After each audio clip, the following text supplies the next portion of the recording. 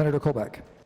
Thank you very much, Mr. President. Permission to speak on all the bills in the road package that I'm voting no on. Please proceed.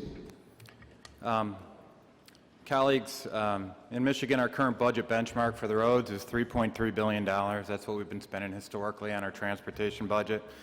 Most transportation officials agree that we need another $1.2 billion to keep the condition of our current road system from degrading further. In other words, it costs taxpayers about $4.5 billion to maintain our state's current transportation system. There is widespread agreement that we need to find a sustainable solution to maintain our transportation system, and some of the bills before us today actually do make some inroads towards addressing that. But unfortunately, there is disagreement on the topic of how. On one side of the argument, they assert that we need to raise $1.2 billion in taxes to maintain our roads. Such is the case with House Bill 4614 before us. Those who favor this side of the argument, like polling numbers that assert that voters would support tax increases if the tax increases were dedicated to the roads. I believe that we should also ask the question, though, would you prefer a solution that fixes the roads without increasing taxes or cutting schools or police and fire? Most of our citizens would say yes to this question, which leads me to the other side of the argument.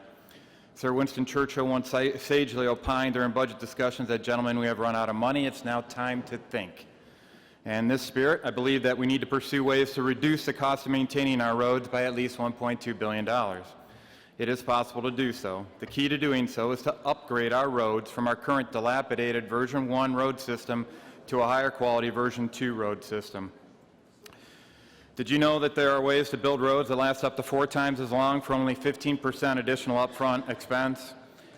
In other words, if our road system were upgraded to a version 2 road system, our $4.5 billion budget target could be reduced to as low as $2.5 billion, which is $800 million lower than our current transportation budget benchmark. True, it would cost more initially to upgrade the roads to a higher quality version 2 system. That means we need to initially reprioritize slightly over 2% of our current $54 billion state budget. Speaker Cotter recently set the tone for this discussion when stating in the context of the House Roads Plan, we are going to take care of our needs first and our wants later. Where does this discussion lead in tangible numbers? You know, many of the colleagues here, they're citing that there's no way to get to $700 million. Perhaps there'll be some insight in this no vote explanation. For FY16, we could dedicate 100% of the $356 million bump from our May revenue forecast to roads.